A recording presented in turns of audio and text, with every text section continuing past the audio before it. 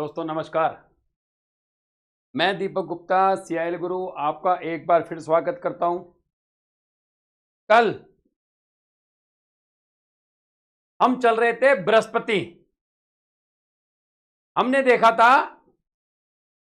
बृहस्पति एक के समय व्यक्ति के पास डिग्री होनी चाहिए और वो डिग्री होगी और उस डिग्री अनुसार काम करेगा तो वह व्यक्ति अच्छे पद पर कार्य कर सकता है, सरकारी नौकरी कर सकता है, बड़े लेवल पे काम कर सकता है, समाज में ऊंचा नाम कर सकता है। मगर इसके लिए बृहस्पति एक के समय बुध 2 में, 3 में, 5 में, 8 में, 9 में और 12 में नहीं होना चाहिए था। आज बृहस्पति एक की ही कंडीशन को और बेटर करने की कोशिश करते हैं। क्या हर बृहस्पति एक वाले के पास पैसा होता है? बृहस्पति एक वाले के पास पैसा होता है या नहीं होता है? उसकी क्या कंडीशन है वह हम आज जानने की कोशिश करते हैं।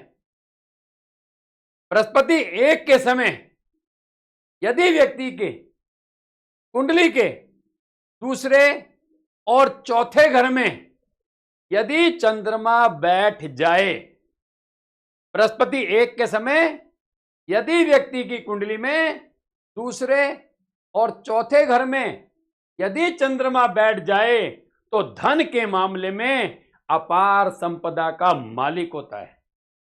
अपार संपदा का मालिक होता है। यदि कुंडली का दूसरा या चौथा या दोनों घर अगर खाली हों तो व्यक्ति को चाहिए अपने घर के नॉर्थ वेस्ट, जो कि कुंडली के दूसरे घर को रिप्रेजेंट करता है, घर के नॉर्थ वेस्ट में चांदी की डिब्बी में चावल भर के रखे।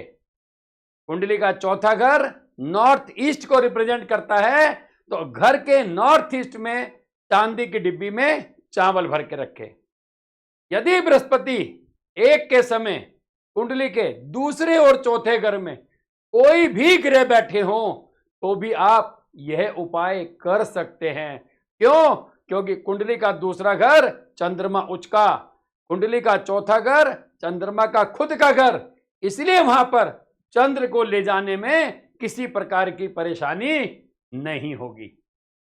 अब बात ये आती है, क्या बृहस्पति एक वाले को विरासत में सोना मिलता है? सोने का मतलब है अच्छा पैसा, अच्छी प्रॉपर्टी, या खुद प्योर गोल्ड की मैं बात करूं, वह कंडीशन क्या होती है उसको हम जानने की कोशिश करते हैं।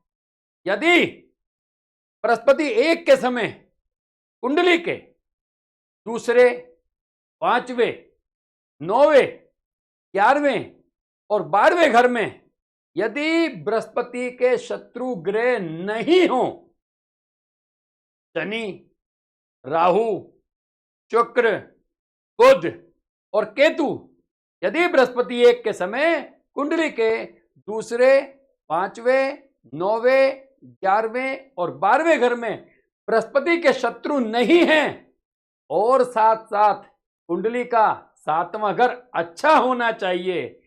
7वां घर अच्छा कैसे होगा? वहां पर शुक्र बैठ जाए, वहां पर मंगल बैठ जाए, वहां पर शनि बैठ जाए, वहां पर बुध बैठ जाए।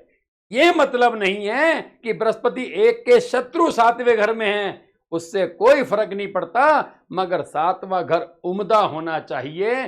तो ऐसे व्यक्ति को अपने परिवार से, अपने पिता से, अपने बुजुर्गों से विरासत में सोना प्राप्त होता है, अच्छा पैसा प्राप्त होता है, संपत्ति प्राप्त होती है।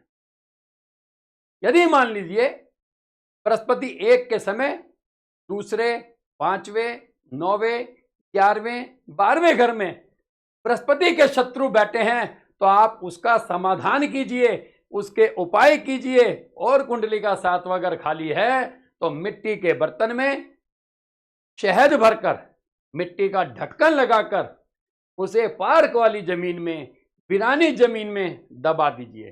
क्यों? क्योंकि बृहस्पति 1 में है, और यदि 7वां घर खाली है तो राजा तो है, प्रजा नहीं है। जब ये मंगल 7वें घर में जाएगा, लाखों चींटियां जब ये शहद खाएंगी तो बृहस्पति 1 की पावर कई लाख गुना बढ़ जाएगी। दोस्तों, बृहस्पति 1 को समझने के लिए बहुत सारी ऐसी कंडीशंस हैं जिसको हम डे बाय डे समझने की कोशिश करेंगे।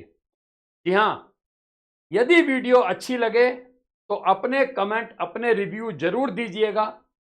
मिलते हैं ऐसे बहुत से अनसुलझे सवालों का जवाब पाएंगे लाल किताब में।